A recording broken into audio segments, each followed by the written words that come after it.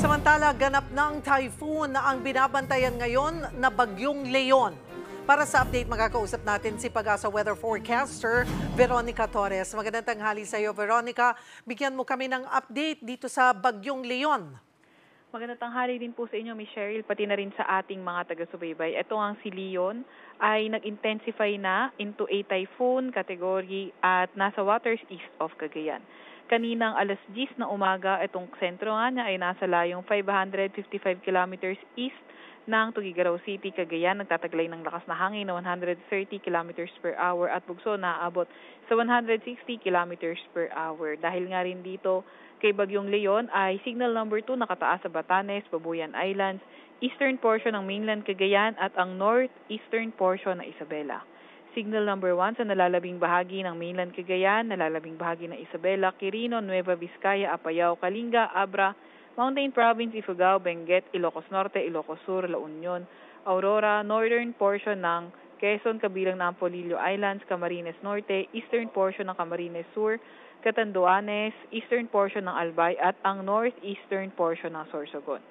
Meron nga din tayong mga heavy rainfall na inaasahan. So, naglabas tayo ng heavy rainfall warning kanina or naglabas tayo ng weather advisory kanina kung saan intense to torrential rains ang posible sa Batanes at Cagayan kabilang na ang Babuyan Islands. Heavy to intense sa Ilocos Norte, Apayao, Isabela, Occidental Mindoro at Antique at moderate to heavy sa Ilocos Sur, Abra, Kalinga, Calamian Islands, Romblon, Negros Occidental, pati na rin sa May Aklan. So ito ngang pinakamataas na tropical cyclone wind signal na pwede nating ilabas during the passage of Leon ay signal number 3 or 4, pero hindi nga natin nirule out yung pagiging super typhoon nito, kaya po, hindi rin natin nirule out yung pagtaas ng signal number 5. Veronica, sa kilos nito, inaasahan bang magla-landfall o hindi ang Bagyong Leon?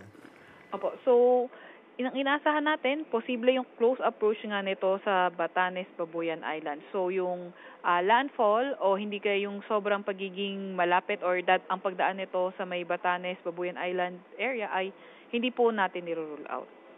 Pero hindi naman natin nakikitaan ng pagbaba ng kilos at mas makaapekto pa sa sa northern sections ng Luzon. Opo, sa ngayon, nakikita although sa cone of probability natin, more on extreme northern Luzon yung posibleng mapuntahan ng sentro netong bagyo. Subalit naman, kahit hindi siya masumubsub pa, pababa, yung mga paulan naman ay posible pa rin sa mga northern Luzon, central Luzon area po. And also kahit sa malaking bahagi ng Luzon at ilang parts ng Visayas area po. Gaano ba kalawak? Kasi itong si Bagyong Christine, parang mahigit 700 kilometers yung kanyang radius. Itong si Typhoon Leon. Etong si Leon naman, umabot ng 640 kilometers yung kanyang radius po. Although, eto kasing si Christine, ang kaibahan niya kay Leon, si Christine ay tinawid niya yung landmass ng Luzon. Eto namang si Leon, either kung magla-landfall siya sa extreme northern Luzon or magpaparallel or dito siya medyo may kalayuan pero yung kanyang rain bands or pwede rin yung kanyang trough ay magpaulan pa rin po. Marami rin bang ulan na dala itong si Typhoon Leon kumpara sa kay Bagyong Christine?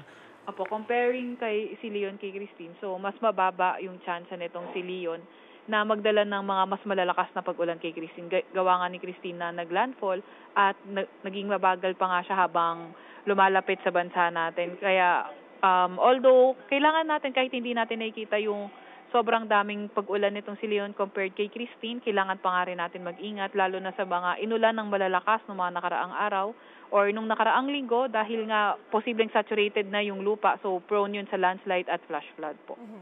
Ito na ba yung peak ni Leon na mararamdaman natin or kailan, anong araw yung pinaka-peak ng bagsik nitong bagyong si Leon? Ano-anong mga probinsya ang talagang kailangan maghanda?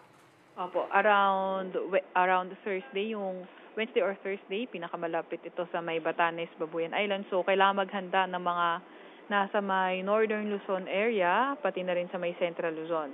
And also, kahit may kalayuan ito sa may NCR at southern Luzon area, mag-ingat pa rin nga tayo sa mga kalat-kalat na mga pag-ulan. Dahil mahahagip pa rin ng outer rain bands, ano? So Tama po. generally, ano ang asahan ng panahon ng buong Pilipinas pagdating ng undas? Opo, kung titingnan naman po natin yung ating weather outlook, so ngayong undas sa Metro Manila until Thursday, posible yung tomorrow and Thursday, doon posible maging maulan sa Metro Manila, pati na rin sa malaking bahagi ng Luzon. Although sa may western section ng Luzon at Visayas, posibleng hanggang Thursday yung mga kalat-kalat po na pag-ulan, pagkitlat, pagkulog. Ito bang si Bagyong Christine, papasok pa nga sa loob ng PAR at may chance pa ba tayong nakikita magkaroon ng Fujiwara effect o yung magkakaroon ng interaksyon itong si Typhoon Leon and Bagyong Christine? Opo, yung dating ang si Christine na nasa loob ng ating PAR ay malayo na po sa ating landmass at mahina na siya kaya mababa na po yung tsansa ng pagbalik po nito sa ating PAR. Okay, that's good to know. Maraming salamat for the update. Pag-asa weather forecaster, Veronica Torres.